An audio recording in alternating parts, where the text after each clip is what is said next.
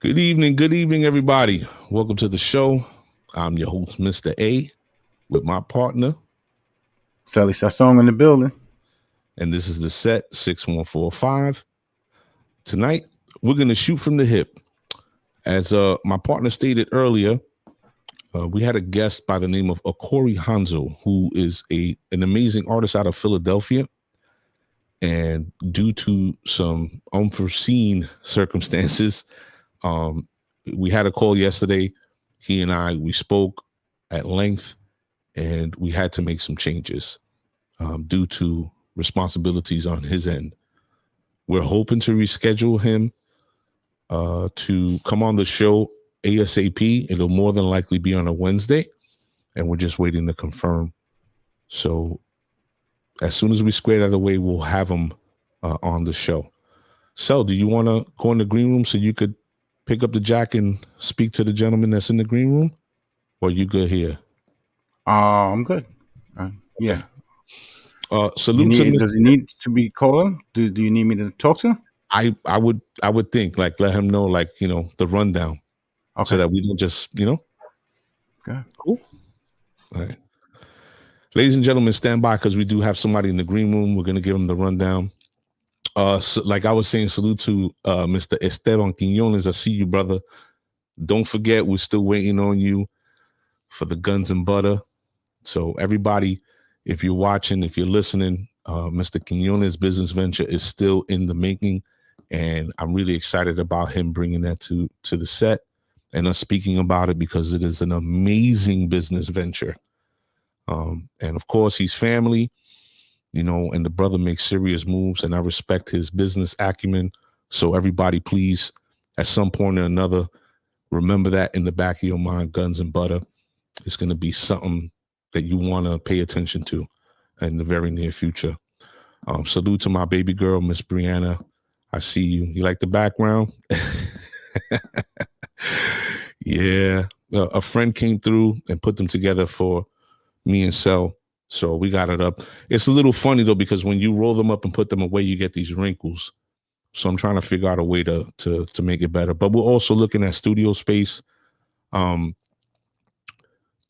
have a more personal setup.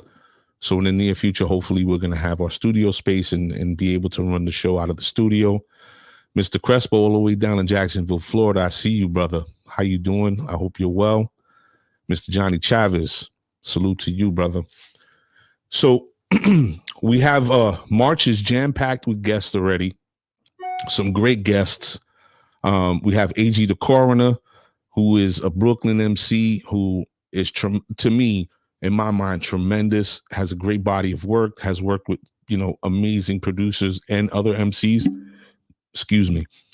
And we also have the General out of Soundview, Mr. 10473 himself, Minnesota, from the Money Boss Players. He's worked with so many different artists, but most of all, he has a very distinct sound, and he's a very interesting person. So we're going to have him on. And then we have another guest for all the sports fanatics out there. I'll let Mr. Sasson tell you about him. But things are moving. And I just want to say salute to two brothers that I spoke to today. Well, actually one, and another one who I see continuously making moves. The first one being salute to Mr. Shawnee Corey from Fort Wayne, Indiana, who is the owner and proprietor of Leisure Life in Brooklyn, New York. Salute to you, brother. Keep doing what you're doing, and I'm waiting for that work. And I hope at some point we get the exclusive on what's to come. And as always, my brother, Mr. Al King. People, get ready because a lot of people are delving into the filmmaking, and there are going to be some amazing projects coming out. So pay attention. We're going to bring them here on the set. We want to make sure everybody gets exposed to new, organic work, things that we're going to want to see and find interesting.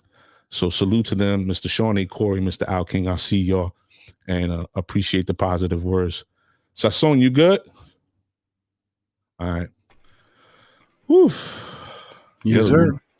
Room's getting jammed up. Miss Millie Mill, we see you. Our brother Joey all the way down in San Antonio or Houston? San Antonio. Joey's in San Antonio. Yep. My senior moments, B. Mr. Frank Oco Sr., I seen you. Mr. Reggie Smith, all the way got the up. Snyder shirt, son. You got the Snyder shirt. I need to, where's the store? I roll them up. He used to roll the cigarettes up with that shit. The white tees. Yeah. The people, we aging ourselves. Word. I don't think a lot of people. I watched the like on Pluto TV, they have the fucking Three's Company like marathon all day. I be watching that shit. But just for the Jack Terry, Terry Chrissy. It's been the what's the other one? There's like four of them, right? There was like four girls. Janet, Chrissy, Terry, Jack. It was Terry. Yeah, the girls. I'm saying the girl with the little. She was the nurse at the end. Yeah. And then his homeboy Larry. Fucking my head looking like fucking Mr. Furley lately. It's funny you say that. TV is shit. It's always been shit. Yeah. Well, not even. Let me take that back. TV when we were kids had a feel, right? There were shows that you were watching, you could just relate. So if you watched The Jeffersons or you watched Good Times, or it was just different. Mm-hmm. And I don't watch TV heavy. I'll watch movies, here and there, whatever. But TV's garbage. Well, the thing is with TV now is you can't be real. Because cancel culture, like, nah, you can't be doing this, you can't be doing that. The Jeffersons was real shit. You know what I mean? Go back and forth with each other. Honky this, black, but at the end of the day, they still loved each other. You know what I mean? They was like, yo, whatever, this is love here. You know what I mean? Like, we're going to look out, But that, TV now, even the movies, like, recycling movies over and over, Jaws 1000. Yeah, it's like, get creative, man. It's crazy. Mr. Anthony Harris, what's up, brother? I see you. That's Anthony Harris, a friend to the show through our brother, Mr. Joey Brower. Yep. Yo, dude, I see that kid every day. If he's not lip syncing, he's training some. Yeah, man. Yeah, he's grinding. He puts in always work. Always positive, bro. Ladies and gentlemen, if you wanna get a throwback and listen or watch some dude lip sync some Jodeci or some Biv DeVoe or Keith Sweat, go check out our brother, Mr. Joey Brower. He's the Magic Man. He's down in Florida. He's a physical ed teacher and a basketball coach. So yeah, mm-hmm. Great guy. He's definitely stuck in the time warp of that era, but such a good dude. And yeah, man. Well, it's like my Spotify, all that. My stuff stays in the old school stuff, man. I'm not even. Yeah. Some of the new stuff I listen to, but I can't. Yeah. It's Miss Angelica Reyes, the regular schmegular. We see you all the way up in Ohio. Top fan. We have a gentleman that's in the room that we want to bring to everybody, especially all of our people in Sunset Park. Evidently, a brother of ours that we grew up with, his older brother, and I hate to say that, but it is what it is. His older brother is running for a seat. Is it city council or district, or he's running for a seat in the district of Sunset Park. And he's going to be joining us tonight. So before we bring him in the room, want to run this track? Let's run it. All right, people, let's get this show started.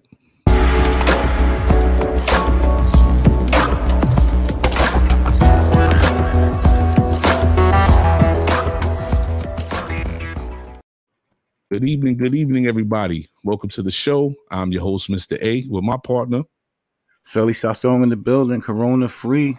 This is the set 6145. Tonight, we are going to shoot from the hip. Pause. Tonight, we're going to welcome a guest, Mr. Victor Swinton, to talk about his run. And he'll tell you exactly what seat he's running for, but he's from City Council. Is City Council? Yes. Okay, wonderful. That's a great move right there. He's running for a seat on the City Council. He's from our neighborhood in Sunset Park, and we wanted to bring him on tonight so he can speak to the audience and sort of expose you to his approach, his ideas, what he wants to do, and what he'll be bringing to the table. So he grew up in Sunset his whole life. He's, not a politician. He's trying to, do something for the people. So yeah, it's definitely someone we want to support. We don't want them politicians. Local politics is where it starts, right? And if you're paying attention to what's going on around in the country, I'm going to say this and I'm going to leave More it important. alone. Yeah, I'm going to say this and I'm going to leave it alone because I could definitely jump off the cliff.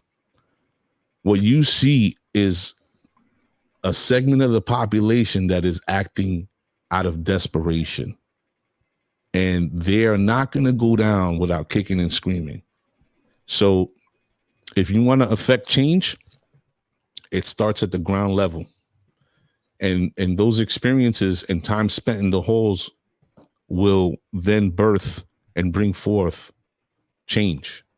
So if you want to change, you got to start there. All right. So without further ado, Mr. Frank Oko Senior, listen, hit me after the show. We'll talk. I got you. Without further ado, let's welcome this gentleman into the show, Mr. Victor Swinton. Hey, good evening. Good evening, Mr. A. Sally, what's up, buddy? What's going on, Vic? How you doing, buddy? I'm good, man. I'm blessed. I just want to thank you guys for having me here tonight. I think it is important to kind of get the message out to the constituents in the district on, my game plan of how I feel I want to run my campaign and what I would do for them, for the city council, the seat I'm running for. So I thank you for giving me this platform, this opportunity to speak a little bit tonight. Of course. I mean, listen, first of all, you're a Swinton. So your family, essentially, you are family. And not only that, but you're Sunset Park. And we want to be able to not only expose you to the audience, but have the audience garner some sort of understanding of who you are, what your approach is, your ideas, and anything else that you'd like for them to know. I was having a conversation about 3 weeks ago because we were going to have somebody who had run and evidently they lost their run. But I was having a conversation with a mutual friend of Mr. Joseph Estrella, and he started to tell me how our neighborhood has been overrun with people who are allegedly from Sunset Park, but none of them could name a junior high school that they went to.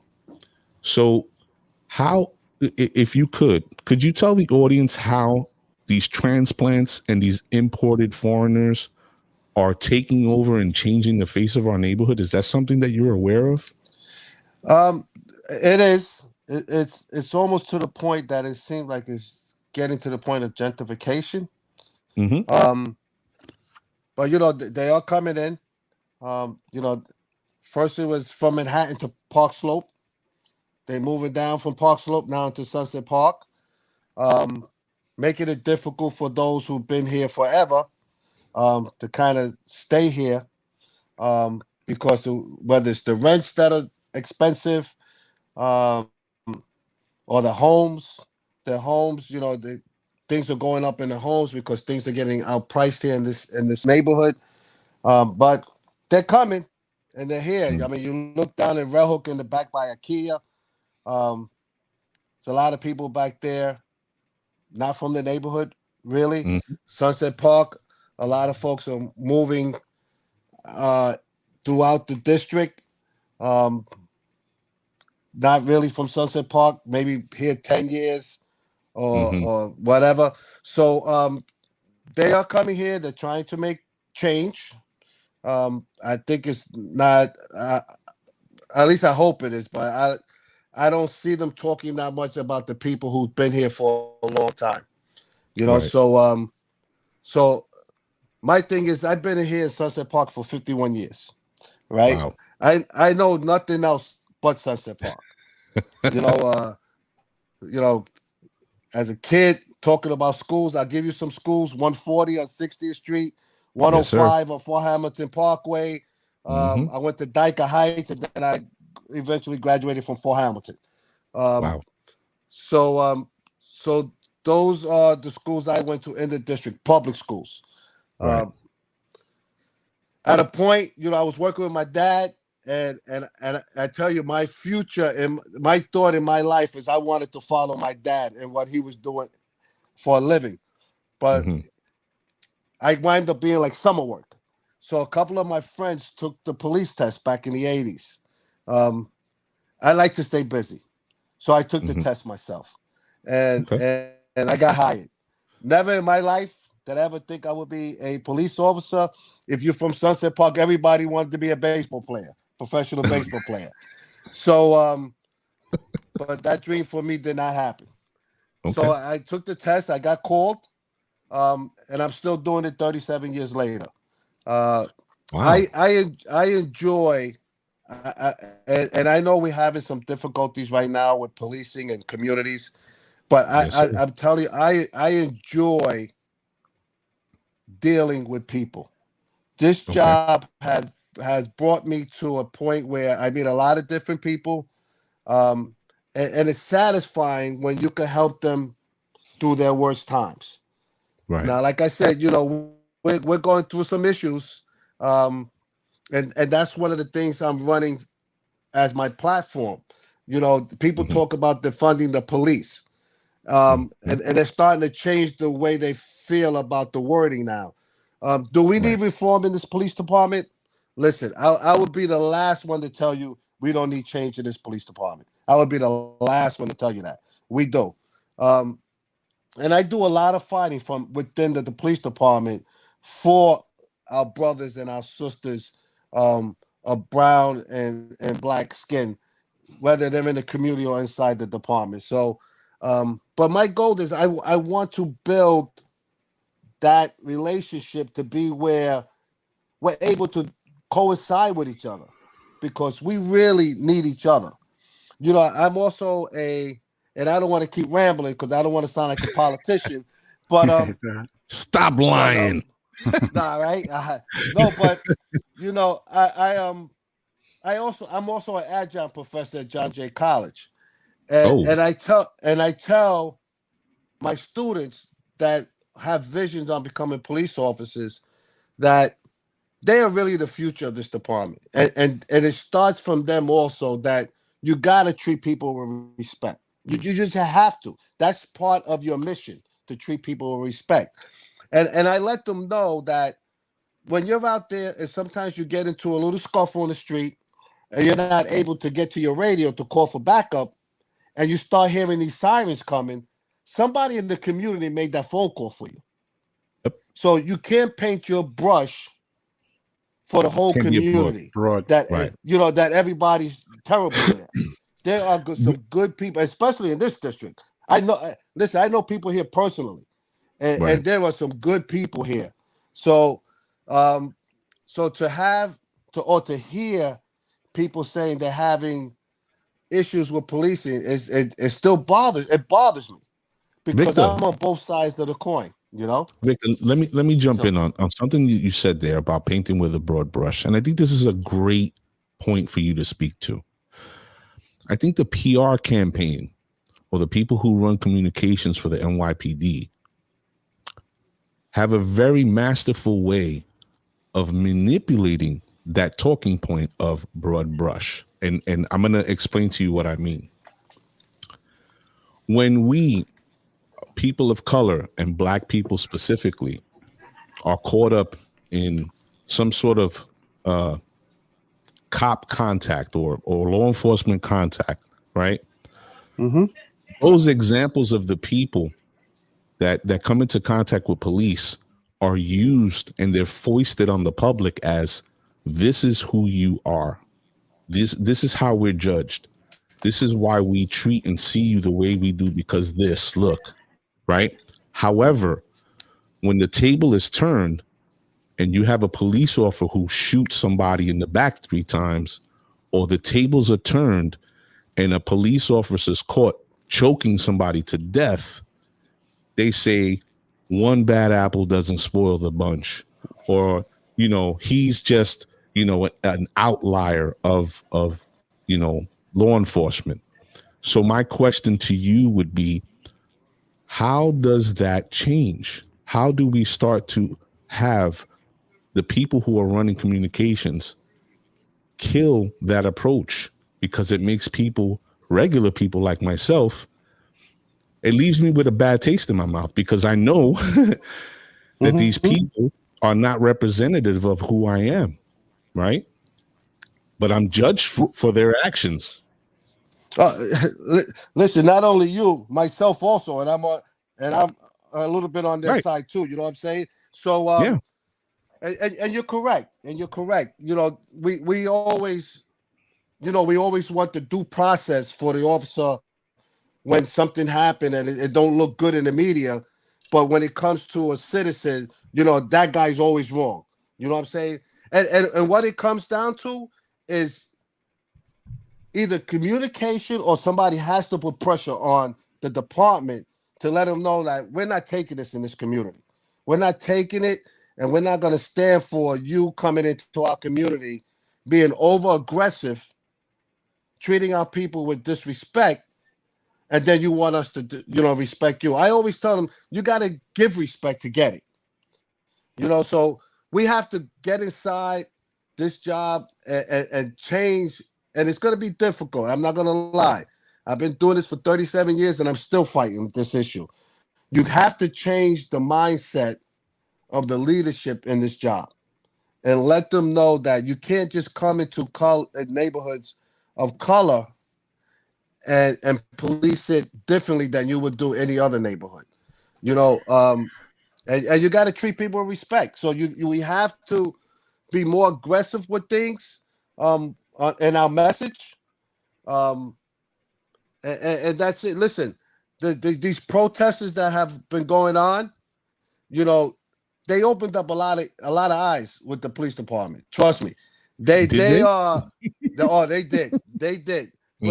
they might not show it in public, but I'm telling you, the Black Lives Matter movement have opened up a lot of eyes in this department. And when I say open up a lot of eyes, it got them talking now. It's got them talking. And because they would never have this conversation before. So we got them talking, and we just have to make sure we keep that dialogue going strong. And we have to be aggressive in our message. Because if they don't see that we're aggressive in our message, they're going to just pass right over us and go to the next thing. So I think we have to get into the department and let the leadership, and that's the commissioner and all his other guys that on top, let them know that you can't come in our neighborhood and deal with us with just any way you feel and think it's okay, because it's not okay.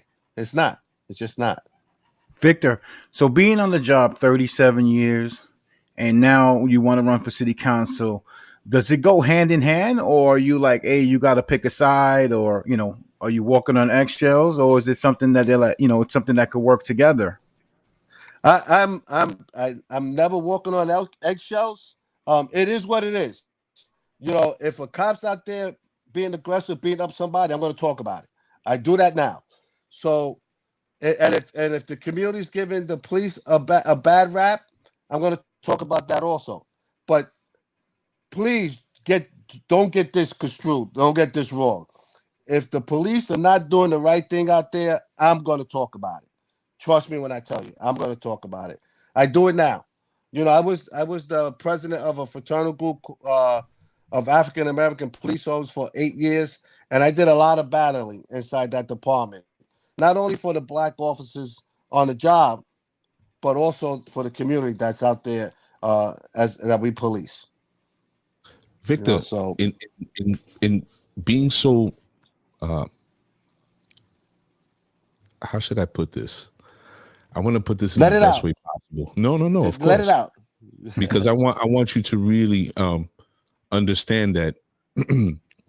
First of all, I didn't even know you were an officer. I had no idea. Okay. So I'm finding this out new. Secondly, putting yourself in this position and being so vocal about what you see, has that created a very tensed environment or people that you work with? Because I know officers, right, who are on the job, and you adapt to your environment. But those officers that I do know that don't adapt, it's not to say that they're pariahs, but there's friction. Mm-hmm. So have you encountered that friction on the job? I have. Mm-hmm. maybe one thing that works in my favor a little bit is that I'm also a lieutenant on the job. So okay. Well, so they rank. won't come that much in my face and say it, but I do hear it. You know, Okay. they say I'm a racist.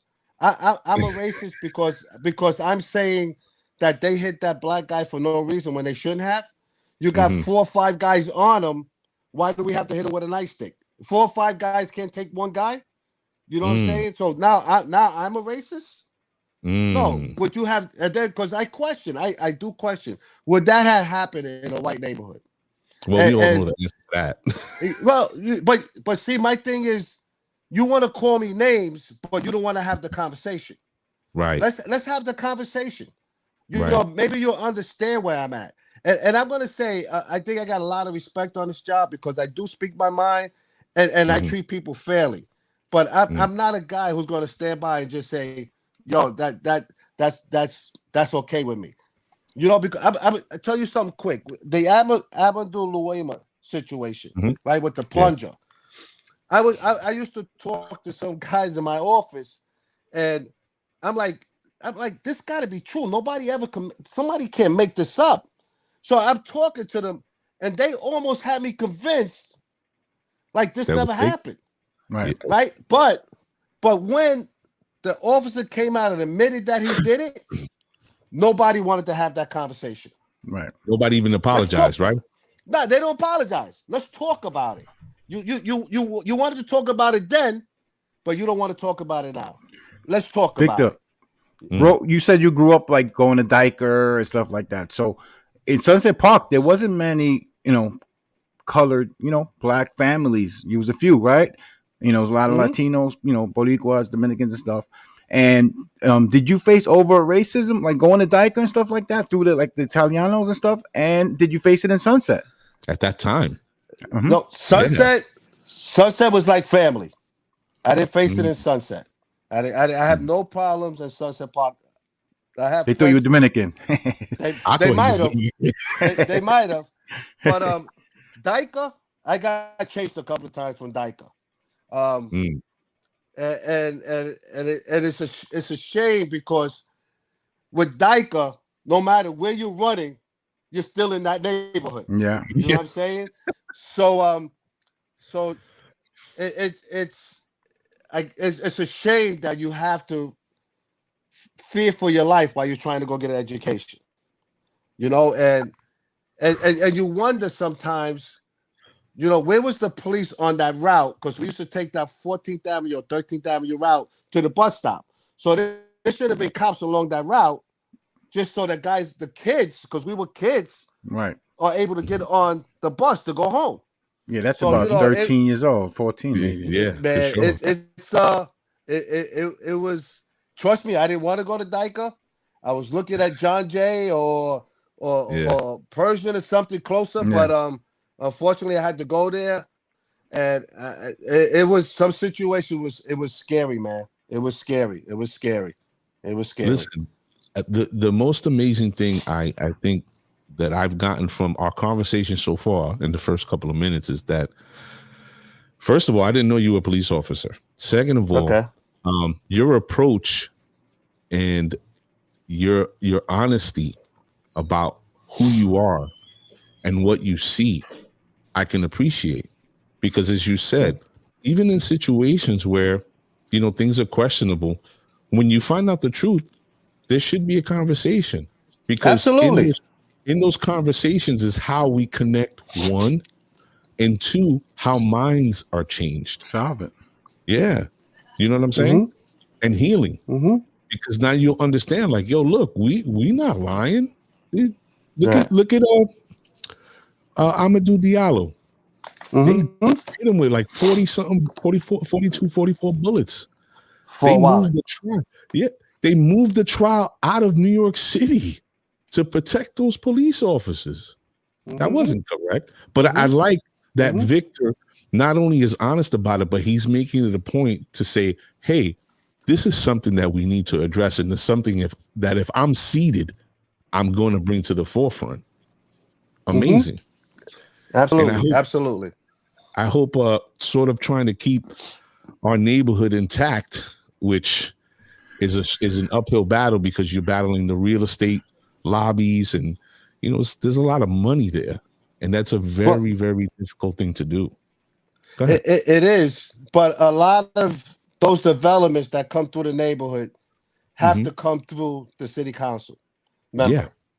Yeah. So, listen, I don't have a problem with developers, but it has to be beneficial to the community. So exactly. we have an issue with affordable housing in this community. So you got to tell me what's your plan to help the citizens in this community to get some affordable housing. And they always use this 80-20 percentage. Well, let's talk for the first time. Let's talk a little higher than that. How about that? Let's have that conversation. If you truly want to come to this community and give service to this community, then you got to be able to want to make some adjustments with your percentage, and we're gonna have that conversation. There's gonna be some developers and might not be happy with how I feel, but we have to deal with the people who's been the fabric of this community forever. And I tell you the truth, if I didn't live here and somebody would tell me that a developer took over the building we live in, they want to kick my parents out of here, I would be devastated. That they lived here all this time and now all of a sudden you got to get up and leave. Nah, that's horrible. I remember one time my parents, because they try to keep stuff from me because sometimes I get outspoken, that the landlord offered them like $10,000 to move out of the apartment they're in, right? And I'm like, I'm like, you know what? I'll talk to them. They want you to move. You tell them to put a down payment on one of them brownstones up the block, and then we could talk. Yeah, you know what I'm saying? Then we could talk. And when I brought that to them, they no, I didn't mean that. Yeah, I know you didn't. So you just got to make sure that you got to stay tough on these people and be aggressive with them, because they would try to get over on you. Trust me, they would try whatever they can to get to their goal, and that's to make developments, to make money for themselves. That's the beauty of Sunset Park was we grew up on 61st and 4th and 5th, so that's like the PJs of the Sunset, and then you walk to 62nd. Is like, oh shit, I'm in the suburbs, 63rd Street. Oh, these brownstones, which is the beauty of Sunset Park. What future do you think the holds for Sunset? That you're running now. What future do you see happening in Sunset Park? Well, I hope first I would like to get us. We have to be more together in this community, and the reason I say that. Because I also serve on the community board, and a lot of developers, a lot of things from the city seem like they're dumped in Sunset, and there's really like no pushback. And then when you watch the news in some other neighborhoods where they want to bring a jail or some homeless shelters, and you get this big protest and it's not happening, you're like, we're missing something here. So I definitely. I'm sorry. This is what we're missing. That. Yeah. You see, but you know what? But we have to get together and make some noise, and that city council person has to be the one that really steps up and makes some noise also. But I want to keep the fabric of Sunset Park the way it is. Unfortunately, sometimes the money talks. When you get offered $1 million and some dollars for your home, sometimes you jump on it and you want to go down to Florida now, get you a big mansion for half that, and still have that money in your pocket. Asians come with those bags full of money. Yeah.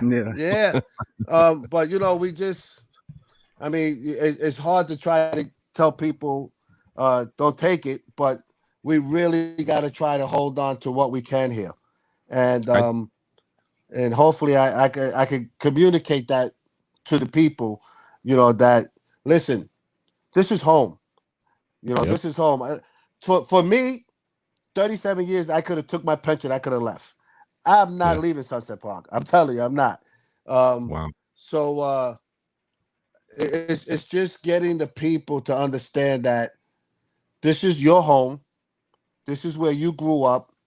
Don't let people talk you out of leaving your domain if you're not ready to do that.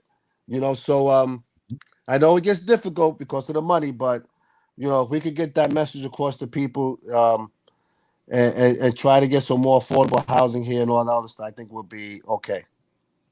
I think I see Victor is pointing to something that we've been speaking to for a while, which is the understanding and having foresight through education and financial literacy that we as youngsters weren't privy to. We weren't innately brought into this earth and this world with an understanding of, oh, you know what? It's like what you said about those developments behind Red Hook Cell when you were talking about going with the laws, you know who, and we, if we at a younger age had spoken to some of the people who were street guys, that money could have gone into capturing our neighborhood. Now imagine you're talking about mid 80s, right? Through the early 90s. If those buildings and businesses would have been fortified at that time to now, the money, not only the families, but just think about this, the economic stronghold that this community would have on the neighborhood would have put like 2 generations through college. Would have been able to buy, we would have been able to put up our own political appointees and put people into office. We would be able to invest in our hospitals, and we wouldn't have Lutheran, the chop shop that it is. I don't know how it stays open, but do you understand? We would have been able to attract our own economic investment into us, actually, like really, And now we're at a point where you have I call them foreigners because they are. You have foreigners coming into Sunset Park that are capturing everything, and they're taking people, and they're, as Victor said, bribing them with peanuts and they're setting themselves up for long money, right? Because ultimately, if you take an apartment building like where Vic was, where Joe was, or any of us, and make a high rise, you're talking about people that have a base income of 500,000 plus, and that's at a minimum, right? You talk about a couple that lives in Park Slope that has, a 1-bedroom or 2-bedroom. Those people have a net income of 1.5 and higher. So imagine that wealth that could have been captured. That changes the faces and trajectories of a people, right? And hopefully, Mr. Swinton is going to get elected, and start to implement some change, and hopefully capture back our neighborhood. Hopefully. Well, I tell you this, the people I've been talking to, on your point, they talk about the lack of the education on things such as that. So that will be, and this is one thing good about campaigning, is that you get to talk to a lot of people, get to understand how they're thinking. And one of the things I will do is ensure that if I do get elected, ensure that educational process when it comes to financing, people in this community will know about. And to ensure that they know a whole slew of other things, because we're kind of almost a little bit behind the 8 ball when it comes to those developments down here at Red Hook and different parts of Sunset Park. But being the councilman in the seat, I will have first knowledge of that. And yes, sir. That information would be delivered to not our foreigners, as you say, but to the people who's been here in Sunset Park, and give them the opportunity to get their hands on some of that property too. Yes, sir. Victor, I want to make a suggestion. I need you to change your name, like to VOS, like AOC, like something like that. Like Victor Swinton, La Voz, La de Voz. Sunset Park. Yeah, See, yeah, La VOS, Voz. bro. Come on, man. Introduce yourself as Victor La Voz Victor. Swinton. Listen. I've been Victor Swinton for 51 years in this community. People have treated me lovely. That's right. I got my little Spanish going on when I need it, and I understand it more. I can speak it. So when people talk, I say, "Yeah, okay, I got you." But people here have treated my family lovely, man. So I never felt out of place in this community at all. And I'm straight up with it. I never felt out of place. They treated me lovely here. So I could be Victor. You said it perfectly. Yeah, hey, listen, I tell you, I could do it, man. But what do we need? What do you got to plug, Vic? What do you need the people to help you with? I need we're gonna start with petitions soon. Okay. They could go to my website, which is Victor for City Council 2021.com. And just sign up for that for petitioning, or they could go to I give them a phone number, they could call and they could sign up also that way, and that number is 347-442-7480. 2021.com. Yeah, 2021.com. 2021.com, yes. Right? Yes. Victor, let me ask you, last time, was it the same? Was it the same? Because I know a couple of people got deterred about they had to put a lot of information in. Is it the same way for this, or is it something different? How the ballots work is that we need the date they sign it, of course, right? We need their signature. We need them to print their name. We need their address, and we need the county they're in, which will be Kings. The only thing we need to do really is get the people to sign their name in the right spot. They have to be a registered Democrat, a registered Democrat in the district. And all they have to do is sign their name, and the person who's soliciting their signature could fill in all the other information. How many signatures do you need to make the ballot, Vic? Well, Governor Pataki, listen to me, I'm going back. Governor Cuomo has knocked it down to where it was 900, now it's 175 signatures. But you always want to get that's it. But you want to get at least 8 or 9 times more than that. Of course. In case people, because they're gonna have some challenges. They're gonna have some challenges to your signatures to try to knock you off. I know there was some push from some politicians to not have the ballots at all because of COVID. So, we're putting some things in place to try to minimize the contact, by giving everybody their own pen, having some hand sanitizers available. So we're going to do our best to minimize that contact. But unfortunately, we have to have some contact. Of course, we're going to have our mask on and all that stuff. So we just need some foot soldiers to get out there and collect some signatures. If they want to volunteer, just hit us up on that, that website or that phone number, and I will definitely set them up with getting out there, getting petitions for us. So the ticker is correct, right? Victor for City Council 2021.com. Yes, that's it. That's it right there. All right, perfect. Good. So then what we need to do, people, and don't mind me because I'm sending texts through my phone.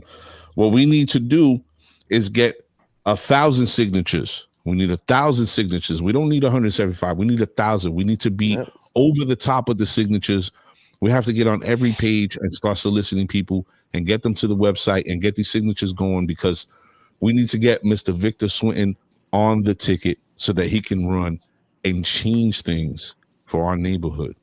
All right. That's the moniker of this show. The set, it's in homage to where we grew up, and everybody should remember that. So go to www.victorforcitycouncil2021.com and make sure you sign. All right. And I just want to say one thing about Vic Swinton making change. It's about all of us.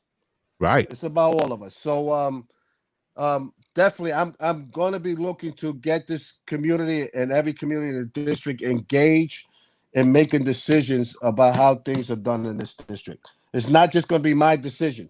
We are going to get input from every corner of this district pertaining to Sunset, pertaining to Red Hook, pertaining to Windsor Terrace. So, you know, I just hope the people, you know, you vote me in, but I need you to be engaged in this process also, you know, when I get in there. So that's what we just need. wanted to put that out there. Oh, but listen, your message is what it needs to be, and the people need to recognize that, and we need to get behind Mr. Swinton and support him and make sure he gets on that ticket. Mr. Swinton, as we get closer, you're welcome to the show anytime. If you need to make an announcement, if you need to let people know, you know, where you're going to be, if you're engaging in town halls or whatever, you need to promote anything, hit us up. We'll bring you on the show, and the platform is yours. But we really appreciate your time coming on tonight, and we wish you the best of luck. We're going to be supporting you. Told Jermaine and the family I said hello, man.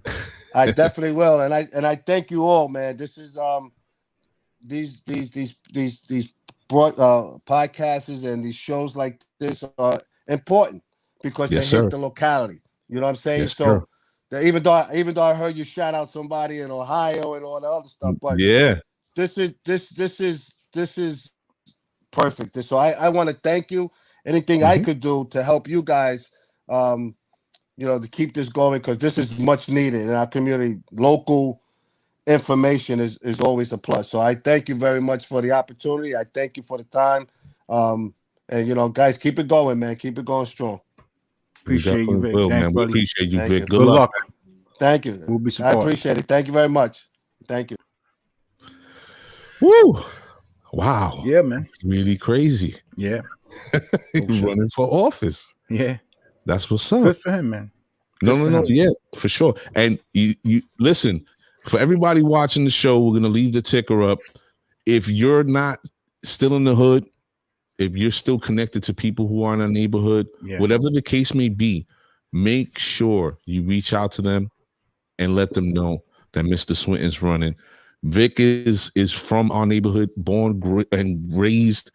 Like I said, we went to school with his brother, his younger brother.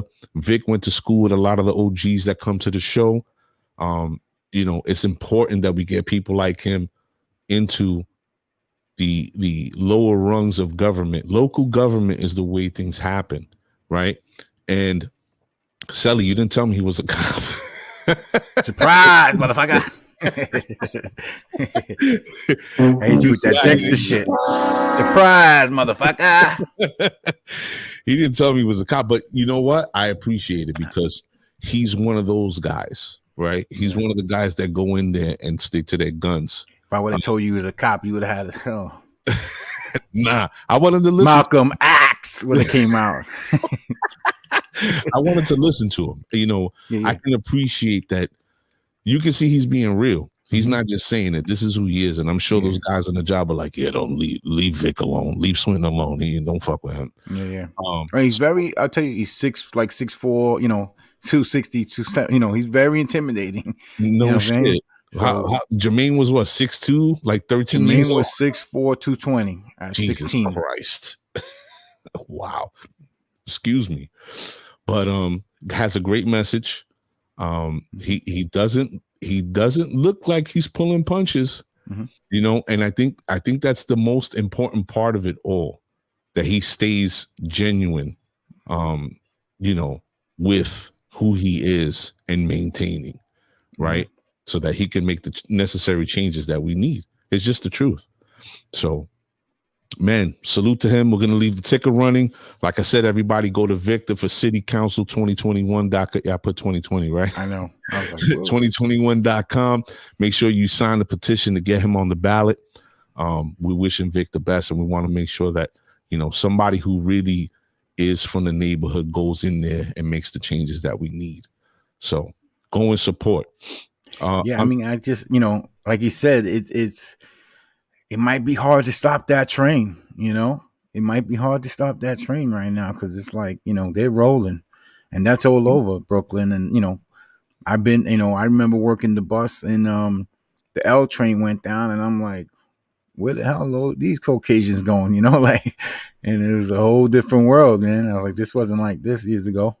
So, you know, Sunset, you know, you got Industry City, you know, the Nets down there, you know, all the stuff going on. It's like, you know, but like you said, if he gets in and he can maybe help more of the people that have been there that can't leave or don't want to leave, then, you know, I mean, we left, but we still, our hearts are there. You know what I mean? So we always try to look out. So, you know, I think people seem to forget, like, when you move on, you know, it's life. You move on, you grow, whatever. But it's something about being in the neighborhood, you know, that you grew up in or born and raised in, that it holds a special place with you. And to see the change, it's not even like it's good change. It's not like we go back there and there's families that we know stayed behind and, you know, they have the tienda, or they opened a restaurant, or, you know, now they became the owner of one of those buildings. It's none of that. It's all foreigners. Yeah. And now those people are basically changing hands. So now, all right, I don't own the building anymore, but this person who's from the Midwest or whatever is going to come and buy this and put a high rise. It's like, you're not from here. You don't care about this place. You care about the view. It's ridiculous.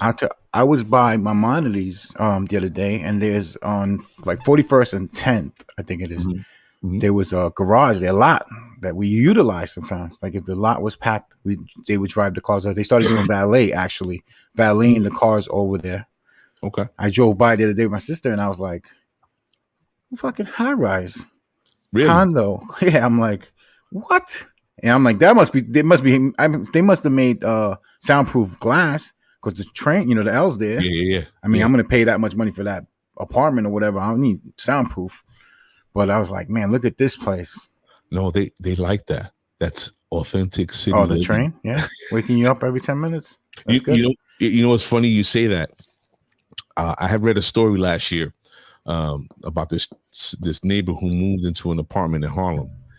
Yo, you know, in the summertime, how you know it's summertime? How you know it's getting hot outside? What's one of the indicators that it's starting to get hot outside if you're in Brooklyn or in the hood?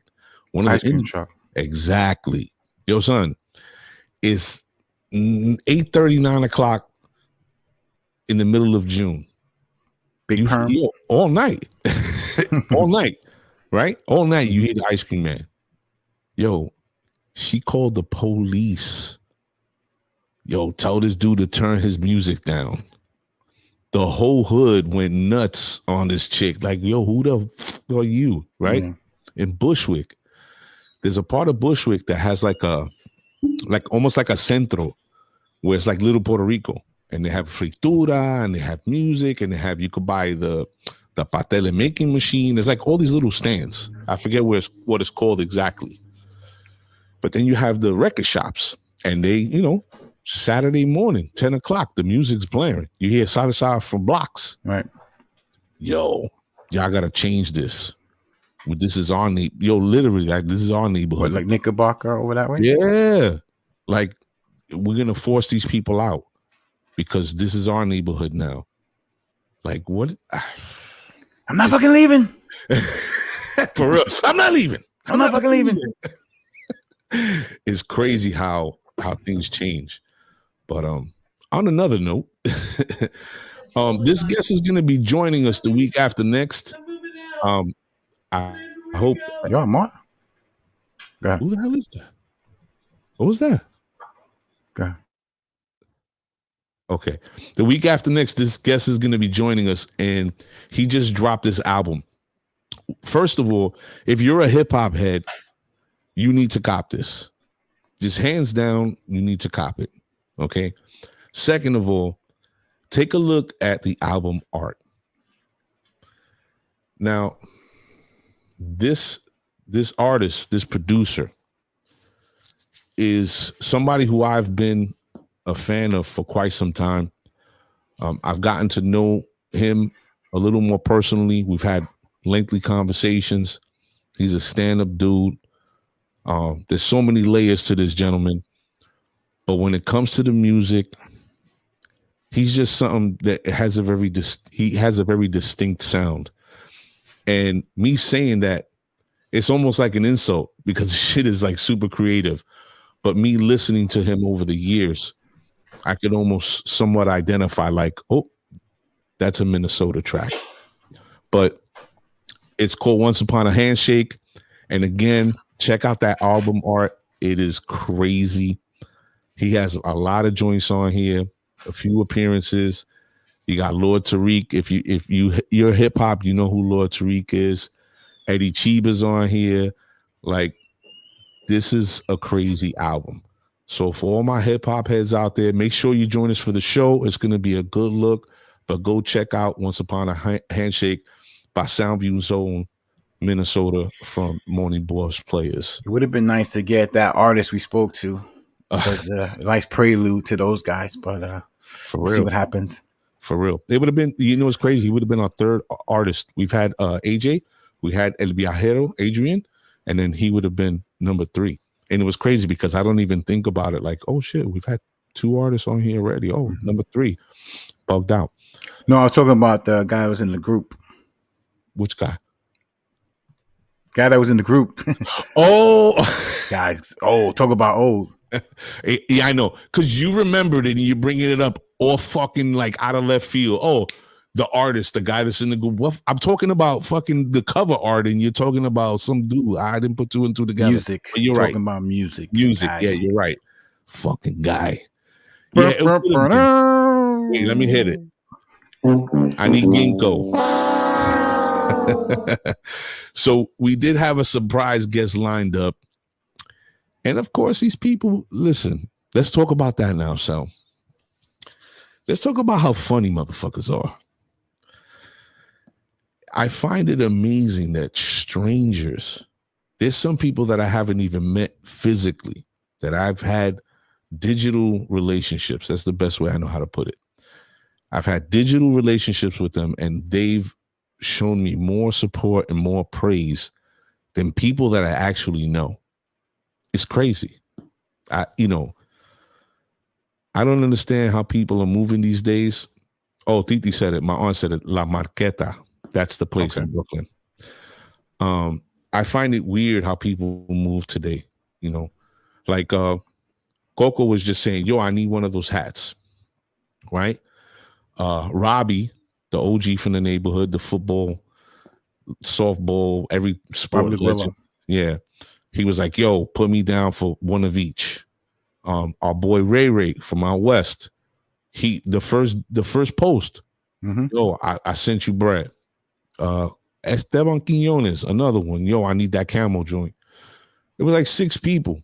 Now, these are people that I know. Yeah. But the response, and I know shit is different now and things are tough and whatever, but it's like, really? That's what we doing? I don't know. I have people like, yeah, no, I follow this and that.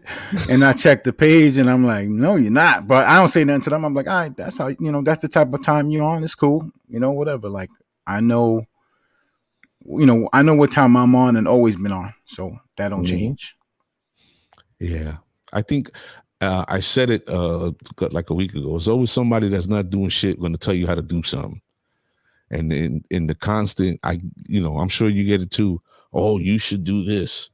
Oh, why don't you do that? I had somebody tell me the other day, well, if you're going to have comedians on, you got to have a show about comedians. And I'm like, no, asshole. That's the point of the set. What do you mean show about comedians? Yeah, if you're going to have a comedian on, it has to always be comedians. What? Like, bro, what are you talking about? Do you watch? Exactly. Do you watch the show? Yeah. So what people need to understand, and those who've been with us from the beginning, and there's been, a few people that have been with us since the gate, you understand that this isn't about one thing. This is about everything, and this is about all of us. About education. There you go. It's about learning. It's about having a laugh. It's about building and growing. So we can't just fucking have a comedian. We want to bring everybody on this bitch. And don't get it twisted. We do accept constructive criticism.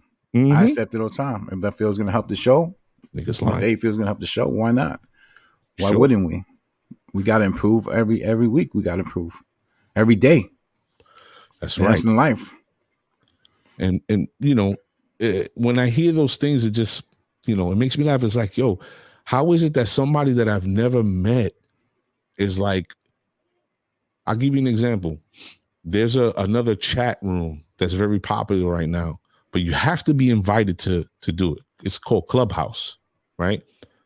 Now, this person that we've never met, but we've had interactions, we talk about things that we want to do. I watch his projects. He criticizes, he critiques, as you said, he critiques me. He critiques our show. He makes suggestions, a whole bunch of shit. So he's like, yo, give me your math. Gave him my math. Sends me the invite to Clubhouse. It doesn't seem like it's a big deal, right? Like, oh, so what? Somebody send you an invite to Clubhouse. I don't know this dude. Mm-hmm. This guy has done big things. He's worked with people, that you would know, the household names. He's making serious moves. Why does he have to reach back to me at all? The genuine article, you look at it and then you go, yo, I want to fuck with this person. Because this person is on that time. He has that energy. I want to fuck with them. Boom. Yo, get in Clubhouse. It'll be good for you, for you guys to promote the set on there. Now, I didn't realize that Clubhouse is a Apple application and I'm on Android. But again, point being, you can't get on Clubhouse unless somebody invites you. Somebody, people in Clubhouse? I don't know. Yeah, but it's all like Hollywood people and movies. It's an S&M club. trying to trap me. But again, complete stranger. I don't know this dude from nothing. But the energy's there, conversations, talk, this, that, ideas, critiques, everything.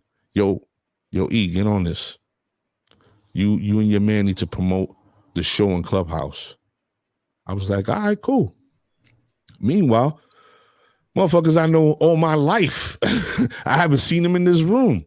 I haven't seen them subscribe. And I'm like, wow. Not one like? Nothing. It's cool though. It's like you said, just be real. That's it.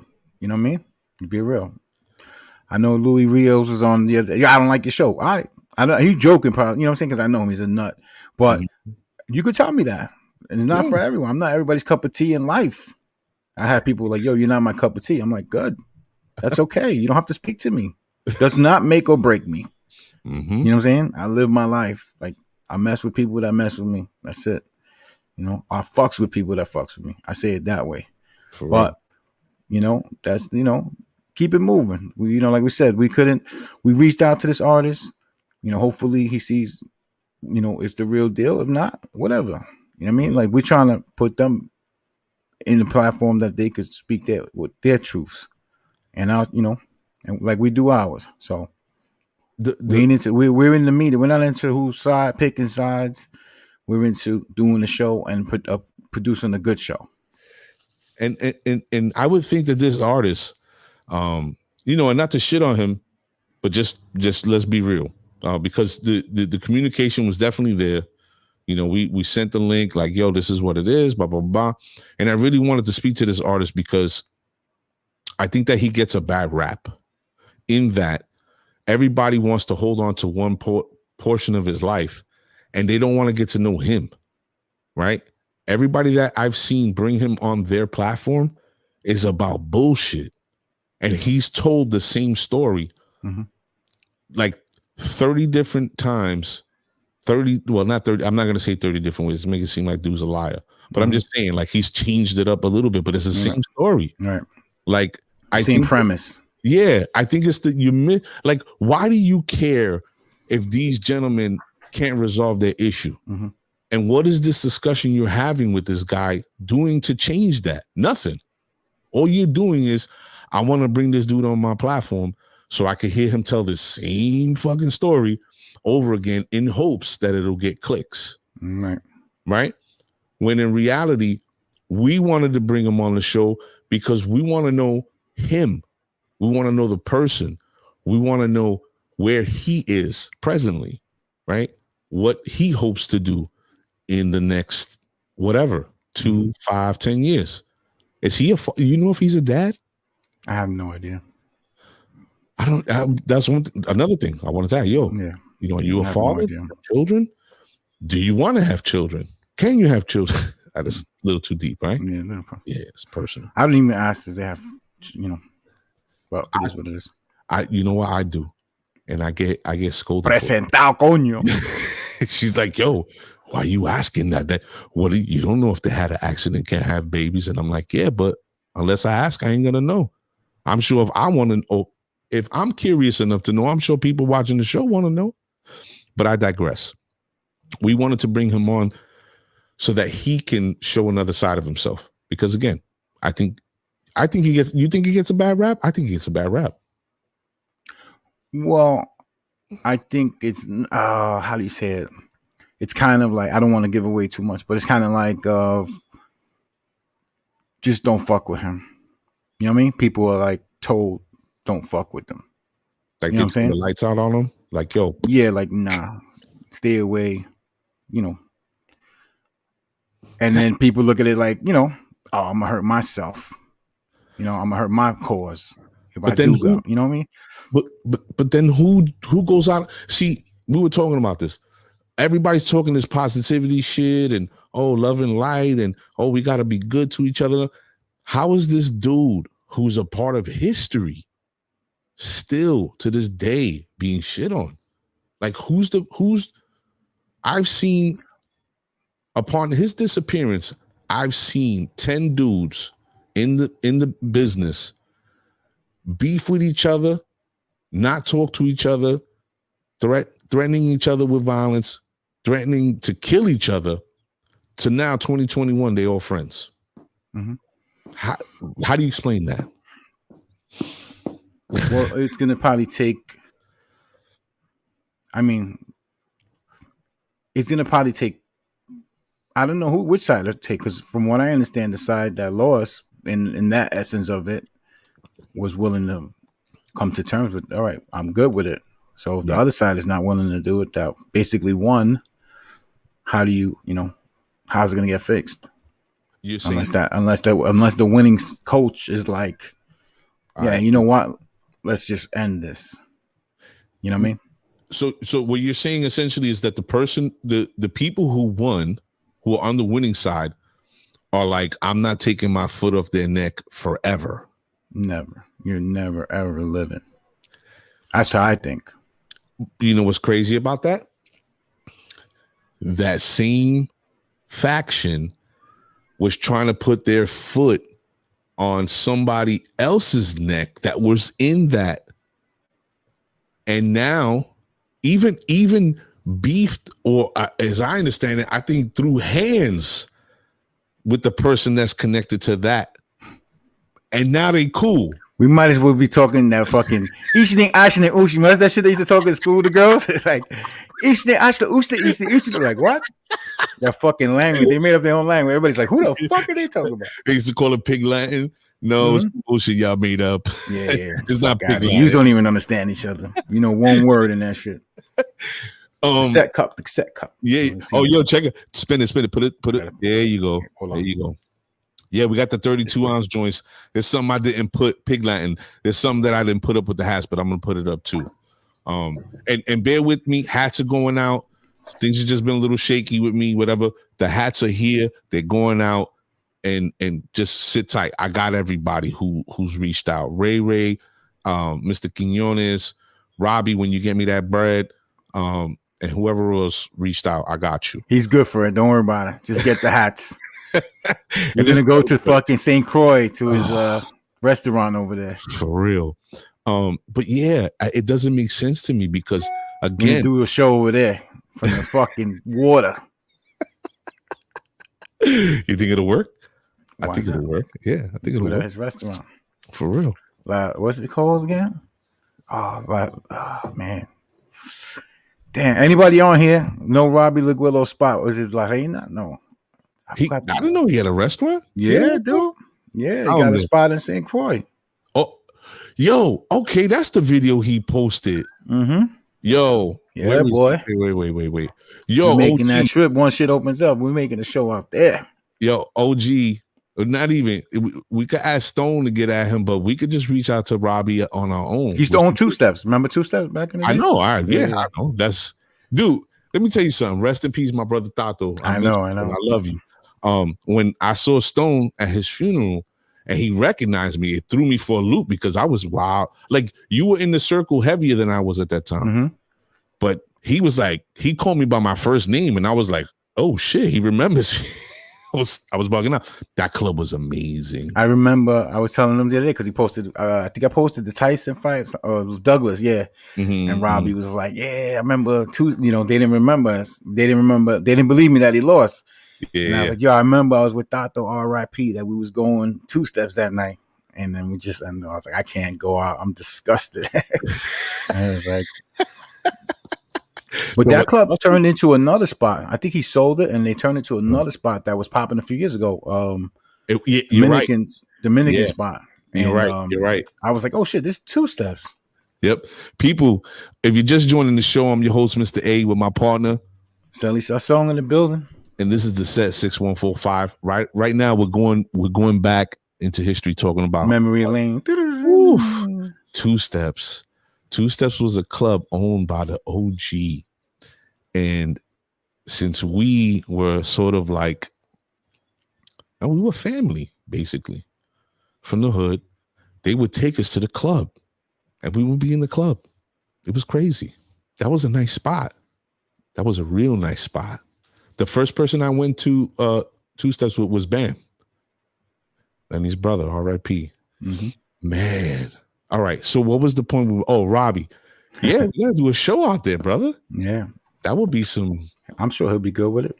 What? Of course he'll be good with it. But like, yo, we'll bring you a hat. Don't worry about it. Yeah, he's always back and forth. Yeah? Mm-hmm. Wow. And where's it in? St. Croix? St. Croix. Mm-hmm. Wow. Yep. He posted 2 videos. There's a song out now called Jerusalem or something. They do like an electric side type dance and they got food in their hands.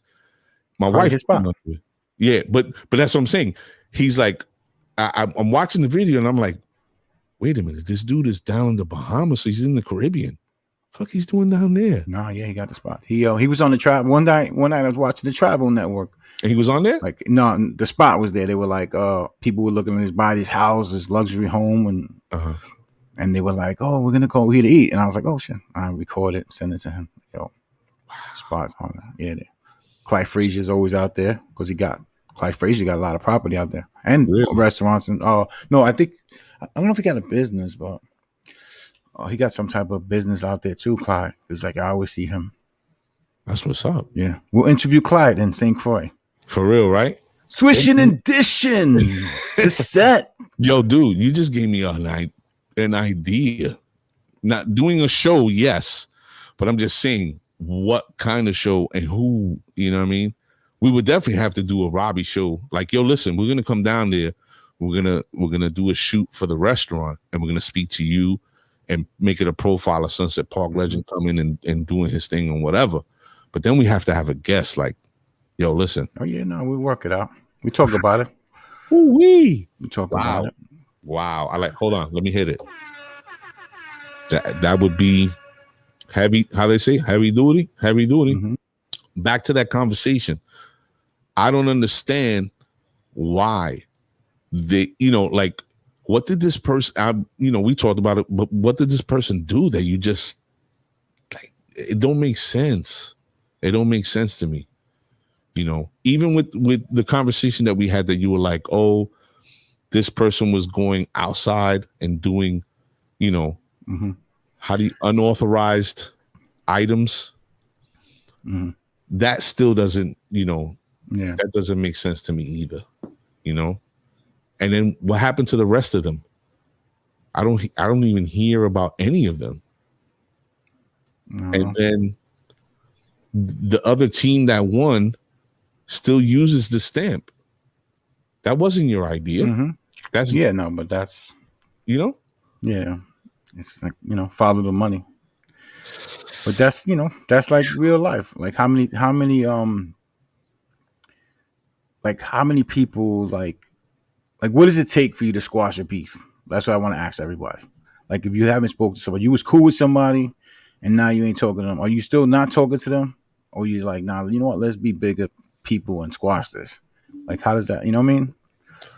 Like I kind of like going through something with that now of a friend who for years I was friends with this person and they, you know, people were always like, oh man, this, and I'm like, that's just him, you know, like, you know, you kind of like brush it off. Right. But then when you become, I don't know, say adult, but as you get older, you start realizing, you know what? They're right, man. This person isn't good for me. You know what I mean? They're not really my peoples. And then you kind of dead them and realize your life still goes on. It doesn't matter, you know? Like, I'm still good, you know? Yeah. But,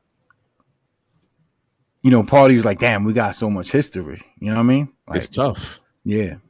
But is it good? Like, wait.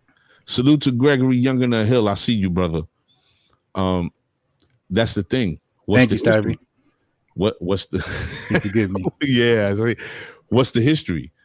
You know, is it good history? Is it tumultuous history where y'all always like having? No, yeah, it was good. You know what I mean? It was like, cool history, but it was just more like this person was more like he was more like one-sided, like selfish on. You know what I mean? Like as long as he was good, you know.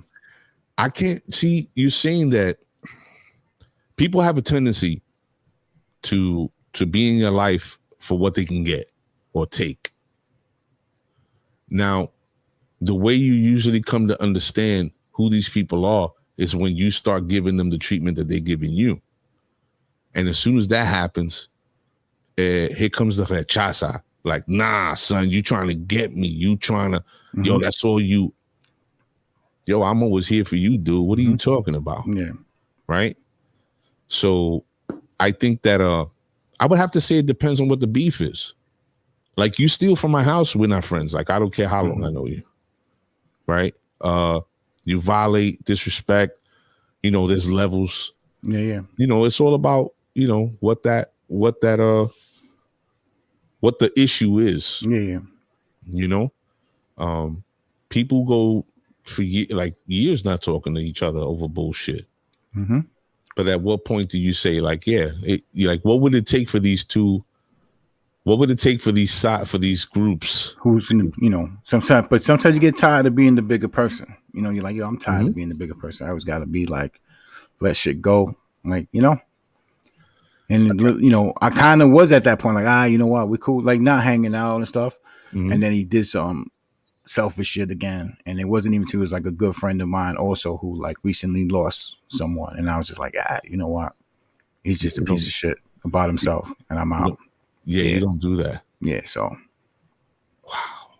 Yeah, that's just somebody you saying cocaine is a hell of a drug.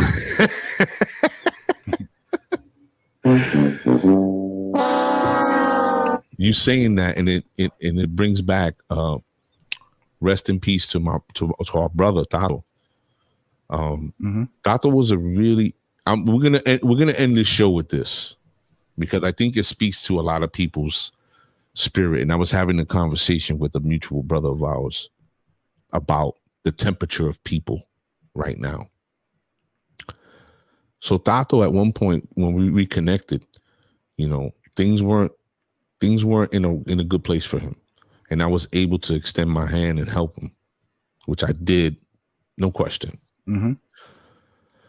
During that time, in the position that I was in, I was growing this place like overnight. With like 3 to 6 months, I was blowing this place up. Pause. And he came to me and was like, listen, there's this dude that just came home. My wifey's best friends with his wife. He needs a job. Blah, blah, blah, blah. I said, yo, say no more. Tell him to come in with a resume. Tell him to come in looking fresh. I want to meet him. If he comes across the way I need him to, I'll give him a job. Came through. Say less. Got a job. Fast forward. Things got a little funky. This dude was like, You want to give people the benefit of the doubt. Was he like, "Can I go to the bathroom, sir?" In the beginning, but you want to give people the benefit of the doubt, of course. And I was trying to.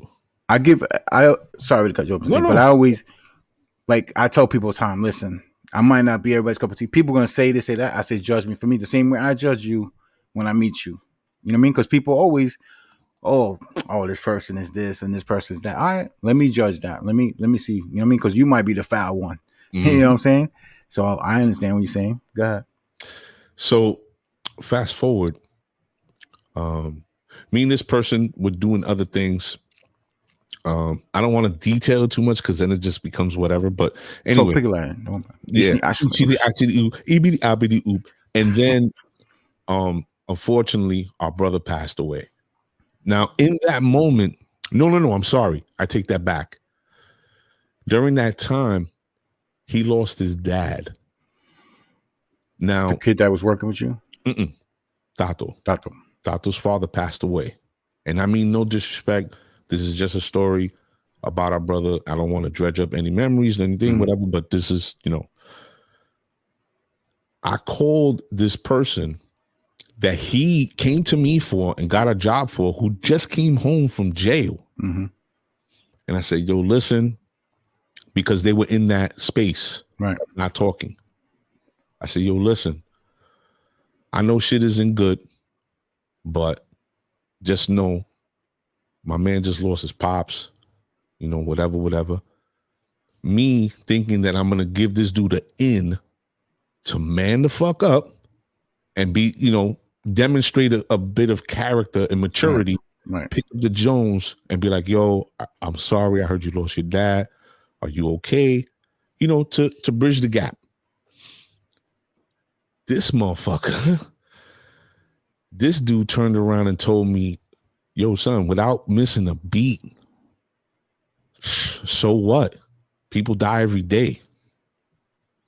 Damn, he had the fucking, what's that movie? Paid in Full. Niggas die every day, B. People get shot every day, B. You'll be all right. Damn. Yo, when he said that, I banged on him. Boop. Calling me. Boop, right. Boop, boop. I was like, yo. You done. Now, mind you, I met a few cats through this dude. You're lucky you weren't around me. You get a fucking smack. Nigga. I get a fucking This nigga lost his dad.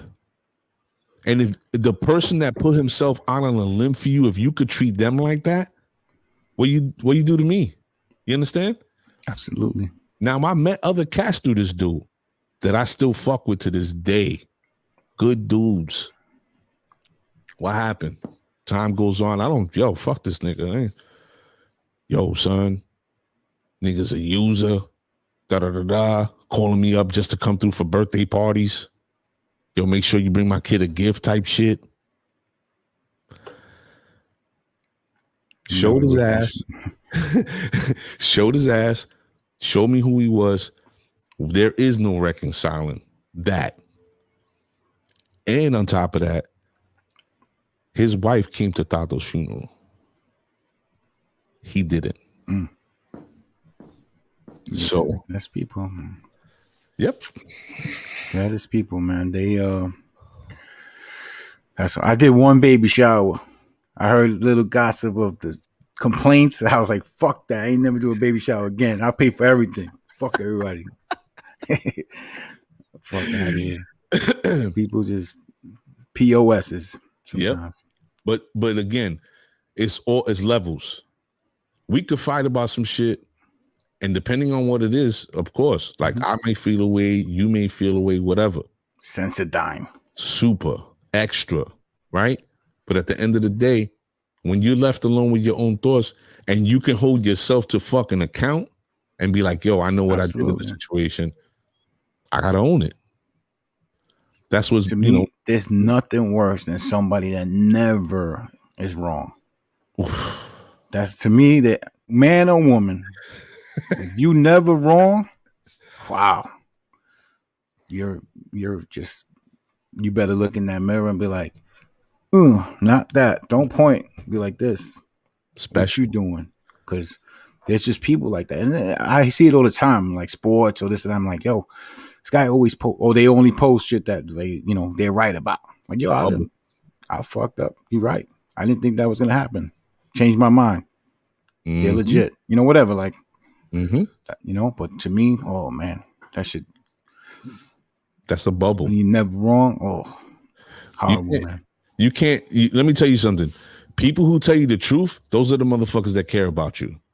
People that tell you what you want to hear, they don't give no fucks about you. They just don't. And it's important that you surround yourself with people. And I don't mean, have a big slew of friends, but the people that you fuck with, they tell you the truth. My man Rob, salute to my man Rob. Oh yeah, because he always be like, oh yeah. So my mom Rob, oh yeah, he be like, yo, Sully, you're too real for motherfuckers sometimes. That's the problem. They don't want to deal with you. You're too real. Because I'm gonna tell you, listen, nah, I ain't feeling that. You know what I mean? I respect you, respect me, or whatever. You know what I mean? Like, that's the type of energy I'm always on. I always show love. Don't disrespect me or my family. Oof, forget about that. 6-shooter gun. Let's go. They got it, but that's the way it got to be. And I feel like, again, if you can hold yourself to account, there isn't shit we can get over as long as it's on a certain level.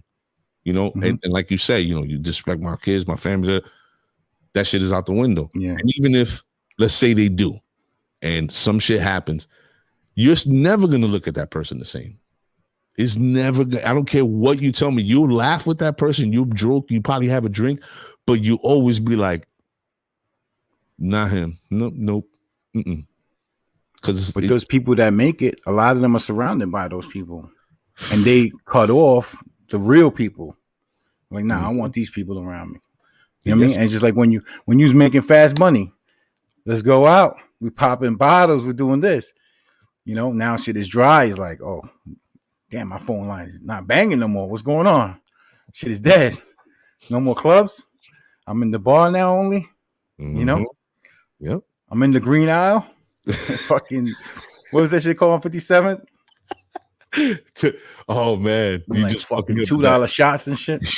Fucking, it was an Irish bar, right? They used to throw fucking it was like open like after hours too and all that. Yeah. They used to throw like the Clorox and ammonia, whatever. He used to mix the shit together, like fucking like motherfuckers drinking the last shot. Like, yo, get the fuck out of here. Wow, shit. Catch some stragglers in there and shit. I think I went to that place like maybe 3 times in my whole life. I used to go there to pregame sometimes. I ain't gonna lie, because you get the cheap drinks. Hell yeah, it's the way to go. I seen this dude get clapped with a belt buckle outside that place. Crazy. Yeah. You just reminded me of some shit. All right. With that being said, we're gonna close out the show. People, I hope everybody enjoyed yourselves. Just remember, next week we got AG the Coroner, followed by Minnesota. Sally, who's the guest that's closing out the month? I didn't want to delve into it. I don't remember dude's name. Kevin Martier. He's a Yankees minor league hitting coach now. Mm-hmm. Is he from Brooklyn? He's from Brooklyn. He's from East New York, Grand Street. Okay. He actually went to Severian, won the city high school championship in Severian, and then transferred to a public school and won the championship there. So he got a good story. Dealt with some real life stuff. So yeah. Okay. So we're gonna have East New York, Soundview, East New York coming up in the next few weekends, and we might have some in between things on the Wednesdays. Just keep a lookout for it. Like I said, if Acori calls up and we get this set up for Wednesday, we'll let everybody know. We definitely want to have you, meet him digitally, see his work, get to know where his inspiration comes from, his whole backstory and everything. Like I said, real interesting cat. His artwork is impeccable. So just and if we don't have Acori Wednesday, we'll be working on something else. Try to get somebody else. Maybe the artist. Maybe the artist. Put some pressure on his ass. For real. Shit happens. But we're glad you're with us. Everybody stay safe. Protect yourself. And if you're from Sunset or you have family still in Sunset, vote Victor for City Council, 2021.com. And help out a brother Victor out. For sure. Everybody. Ulysses, we see you, man. We closing it. Or you silently listening while watching the lake again. Oh, you had us on mute. We're supposed to mute the Lakers, man. Ain't nobody want to hear LeBron crying. For real. Oh, yo, AD still out? He's out for good? Nah, he can. Well, who knows? He's out for a little while though. Trash. Yep. Now they trash, right? Yeah, they won the other day, so I ain't saying. Stay quiet. My Knicks, baby. Eduardo, 17 and 17. Let's go. Championship this year. They're above 500. Not yet. We got to win tonight. Win tonight. Okay. We're above 500. Okay. We making moves. That's what's up. All right, cool. I have my AirPods, and you lying, son. All right, people. We'll see you next Sunday. Remember, Wednesday. No. Ooh, let's see. I'm gonna stick with Sunday. Let's say we're gonna stick with Sunday.